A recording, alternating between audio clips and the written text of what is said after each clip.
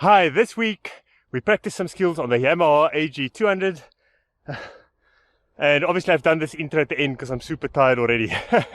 Enjoy.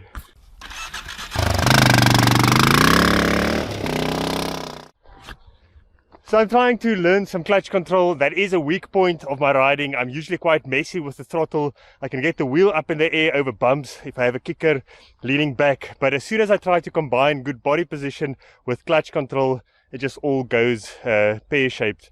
And I'm blaming the AG's clutch, but I know it's not that. I know it's my timing. But anyways, let's get practicing.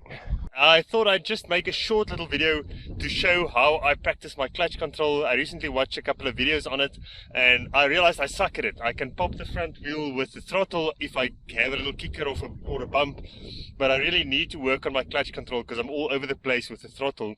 I'm going to try to practice just getting the front wheel off the ground with my clutch instead of using a kicker or a bump and the throttle.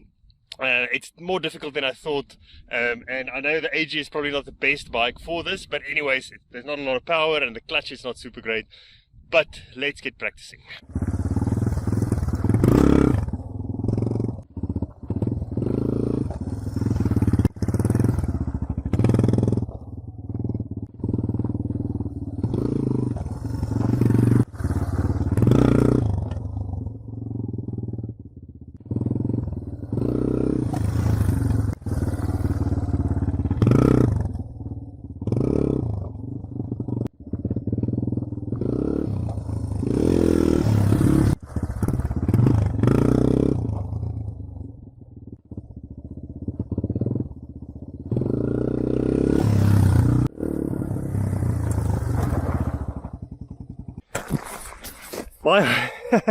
My hand-eye coordination is worse than I expected, or than I realize.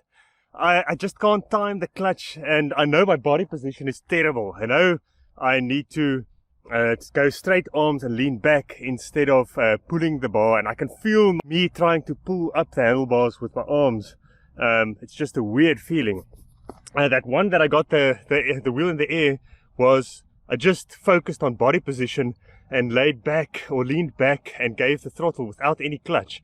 So I can do that, but to use the clutch to get it up, I know it might be the terrible clutch in these ag bikes, but the other thing is my rear brake's not working almost at all. So when I do those slow turns, I can feel I can't even drag the rear brake. So that's quite scary if you get the wheel up. I know I can close it quickly, but it's bad to practice that instead of covering the rear brake. So I'm going to see if I can adjust it and then try to just get that clutch going.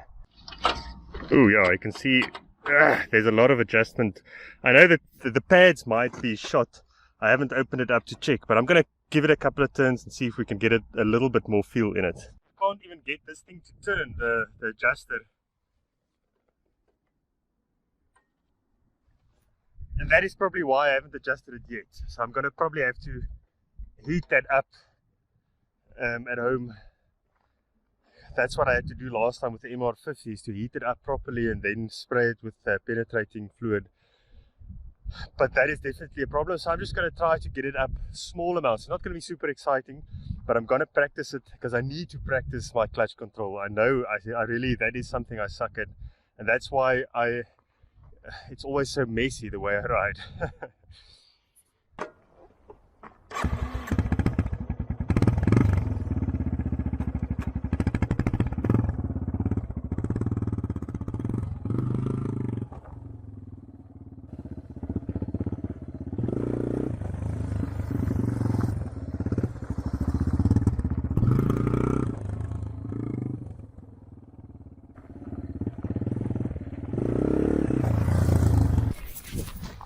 That first one there was not that bad, but I can feel my body position is terrible. So what I'm going to do is I'm going to try a different technique where I just get a feel for the clutch, the biting point of the clutch. So I'm looking for a small little uphill, and I'm going to use that to just feel the clutch. Since my brakes is not working, that's actually perfect now. So that's actually step 2 that I wanted to practice today. If you go and check out the ISE tire guy, I can't remember the guy's name, but he's got awesome hard enduro technique tips. So that's what I'm trying to do. The first one is get the clutch, or to clutch up the wheel. Second one is to do what I'm going to do now, just get the bike rolling up and down, then stopping with the clutch instead of the brakes. And then the last one, I can't remember now what it was, but I'll remember just now. Oh, crap, I actually remembered what the last one was, and I'm not going to do that. That is getting the bike up at 12 o'clock, and I can't jump off the back here because I've got this rack on there, and I couldn't remove the rack just now because then I have to remove all the lights, and there's no connectors there, so I had to snip them. So I'll make them quick release at some stage to get the rack off, so I can practice these skills. Then, and if I have to bail at the back, I don't get hooked up on the stand there. Anyways, let's go and find a hill and practice some clutch control. The awesome thing about these AGs is that they have a dual kickstand, a kickstand on the right hand side. So now on this little slope that I stopped, I can actually just kick out the right one. So that's awesome. Go and check out my video on the 7 awesome unique features of the AG200s, the AG200s. Anyways, this is a perfect hill for what I want to do. So let's set it up and practice a bit.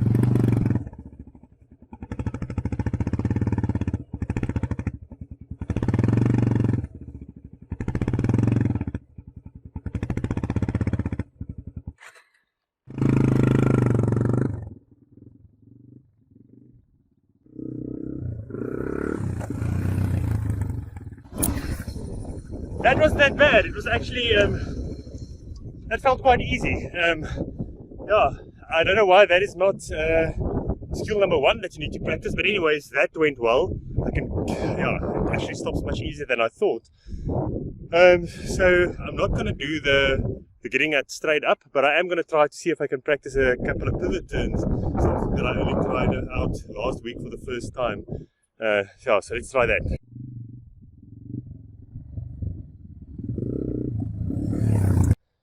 We're going to try a pivot turn now. I know I suck at this, but I have to start somewhere. Still working on that clutch control, and the ultimate goal is to get it to wheelie. And I am going to try it with the AGs because I don't worry too much about them. If they fall, it's fine. The big XR was they were too much to get damaged, and a crash there is much bigger and faster potentially. So I'm going to get to a wheelie on the AG bikes, and this is one of the first steps.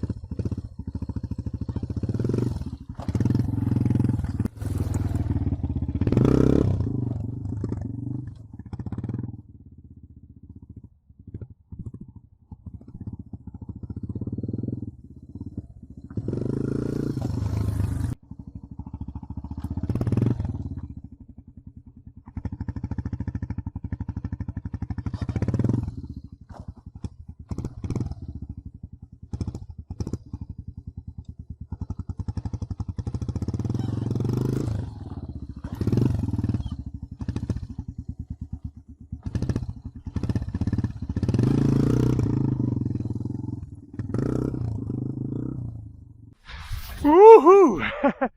That actually went much better than getting the front wheel up with the clutch. I can still feel way out of control. I know I need to keep it smaller, less throttle, quicker clutch. Something I struggle with. I'm gonna blame the AG's clutch, but it's not that, it's me. But anyways, it's still way out of control, but if I keep practicing this, it should actually quite come in quite handy. Okay, let's see what else we can do. A little uphill. I've gone up here on the XR before, but I'm going to do on the AG now with way less power. I know it's always out of control up here, so it's quite loose. And then there's like proper stuck rocks as well in there. So there's grip and then not grip. So I'm going to try to go it as slowly as possible, but keep the momentum. Hopefully I'm going to do this in second gear without the clutch. So it's up there. Let's go and see.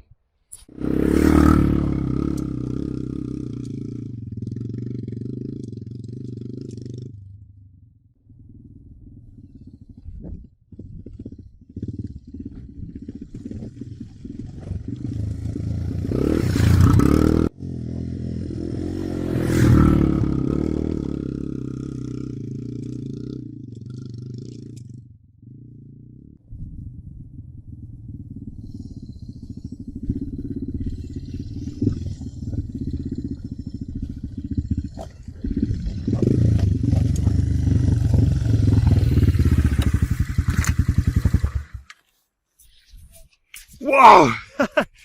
Going up's easy, but coming down, the first time I had it on the brakes, the rear brake, it was quite tricky with this rear brake that's not adjusted properly. But the second time, just now, I went down in first gear, and it's so super low, the first gear. It's like a low range on a truck, a 4x4 truck. So I'm going to try to show you close up, going down without any foot on the brake.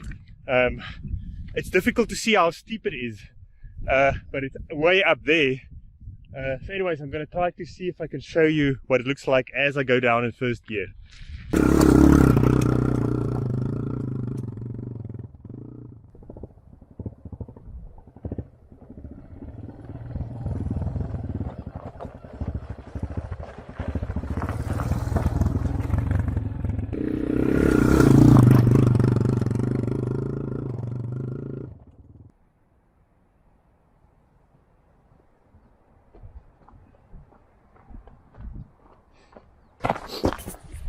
Whoa! These bikes absolutely shine on technical stuff like this. It's so much less intimidating. So I'm just fixing my board. So much less intimidating than a bigger bike, and you can just put your foot down. Not that you have to, but I'm going to show you this last section as we go up. How easy it is on the AG.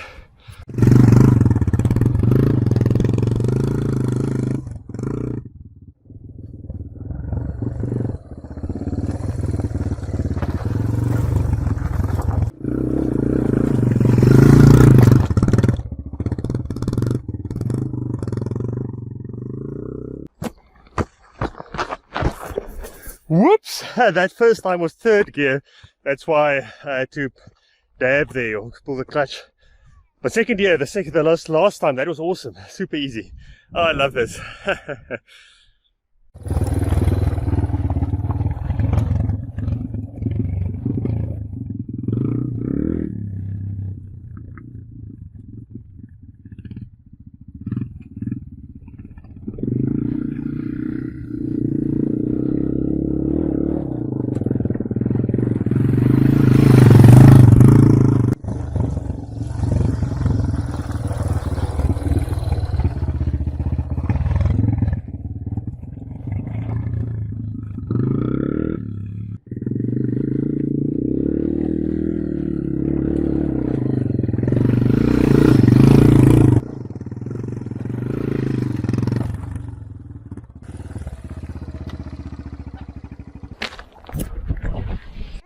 Thank you for joining me on this tiring journey of trying to learn some new skills on a more manageable bike. And let me know if there's anything that you are working on at the moment. Maybe I can join you, and let's see if we can up our skills in dirt riding for average people, middle-aged, old people on old crap bikes. Thank you. See you next week.